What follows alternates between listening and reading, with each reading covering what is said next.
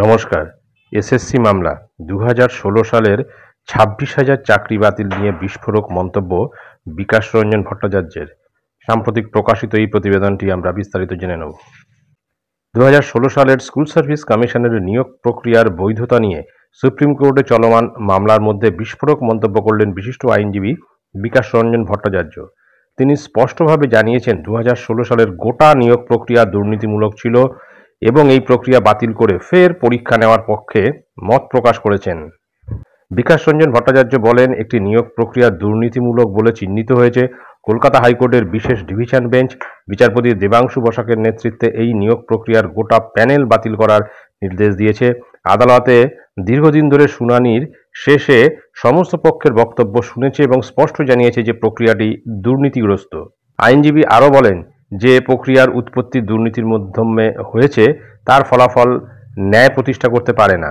এমন পরিস্থিতিতে যারা প্রকৃত যোগ্য তাদের নতুন পরীক্ষার মাধ্যমে নিজেদের যোগ্যতা প্রমাণ করতে কোনো সমস্যা হওয়ার কথা নয়।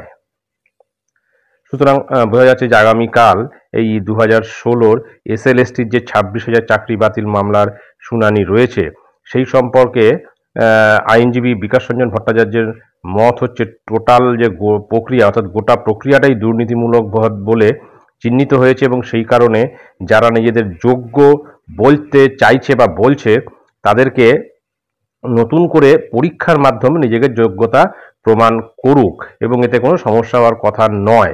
এখন বিষয়টা হচ্ছে যে যারা 2016 সালে চাকরির পরীক্ষা দিয়ে যারা চাকরি পেয়েছিল যোগ্যতার ভিত্তিতে, তারা কিন্তু এই মুহূর্তে আবার পরীক্ষায় যদি নাকি বসতে হয় তারা কিন্তু সেই লেভেলের পরীক্ষায় দিতে পারবে না, কেননা এখন আবার নতুন করে শুরু করে সেই পরীক্ষায় বসে আবার সেখানে কোয়ালিফাই করা কিন্তু একটু টাফ আছে।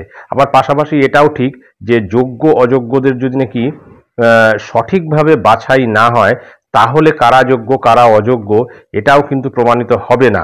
সুতরাং কাদের চাকরি থাকবে কাদের চাকরি থাকবে না সেটাও কিন্তু একটা ভাবনার বিষয়। এখন দেখা যাক আগামীকালের যে শুনানি রয়েছে সেই শুনানিতে কি উঠে আসে।